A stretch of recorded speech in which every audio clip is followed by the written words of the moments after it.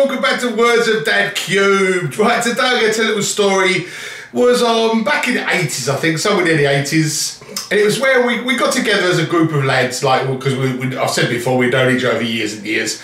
And we want to make a little bit of charity, get a bit of charity together. So the best thing they said to do is parachuting, yeah? So if you could raise £1,000, I forget the charity now what it was, but it was a good charity. If you could raise £1,000 each, you get this parachute, you know? So it was a good thing of doing it. So we all did. We all put it together. It took about half a year or whatever it took us. All got the money together.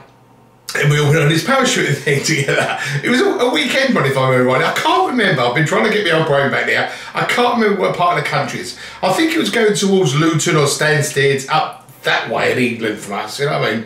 And I think it was like a little airport. I can't remember what it was. It wasn't an airport, but it was a little kind of little grass runways and that sort of thing, you know? It's really, really low tech. But anyway, so we go there, we paid our money, we got it made to charity and everything like that, I was going to say.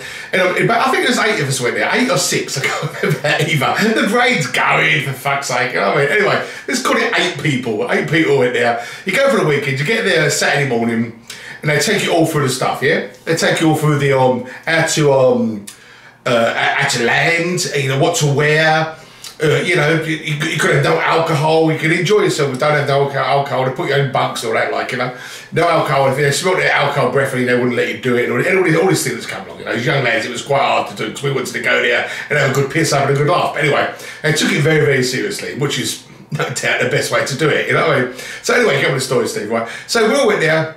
All went through the first stages of it, like you had to jump off this little pulley thing, land on your feet. Because I didn't know at the time, but when you actually land a parachute, yeah, you're still travelling at 25 miles an hour. I mean, it's quite a distance still travelling at, you know what I mean? So you have to land, squish your old knees together, you know, find a point in the area where you're going to land, like you say, right, that's my position I'm going to get into, and get into position and land.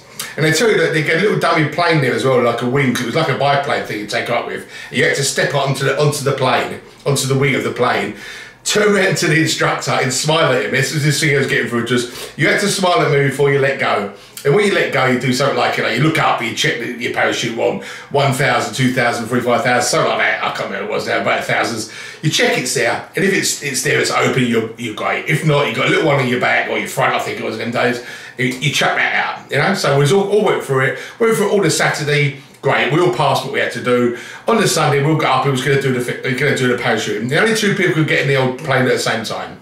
So the bloke who's teaching us, he was alright on, I forget to mention bloke, he was alright, so he back from the Second World War. Hello, chaps, you know what I mean, with a big moustache still. You know, he wasn't that old, I think, but he looked the part of a parachute, you know, gay-ho, you know, ho, and he'd barber, oh, you know, it was one of the macho man sort of thing, you know, let's do this.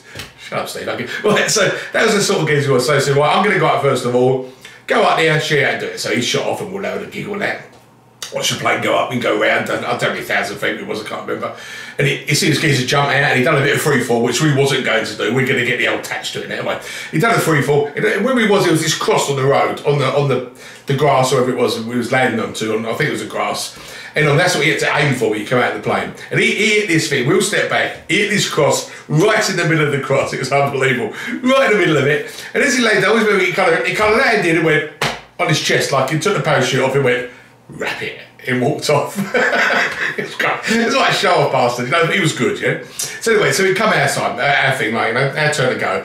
So well, 2 of my mates were up there, the 2 sports stars of our mates. There was always footballers, there was always, you know, these 2 were kind of always the sporty sort of people, you know. They went up first of all, they come down, great, they landed near the cross, really, really fantastic, like, you know. Then it was my turn to go. My mate I can't remember what I went up with, anyway, 2 of us were up there. So we were up there, and it was fucking shitting myself. I mean, my old bum was going like a good one, like, you know what I mean?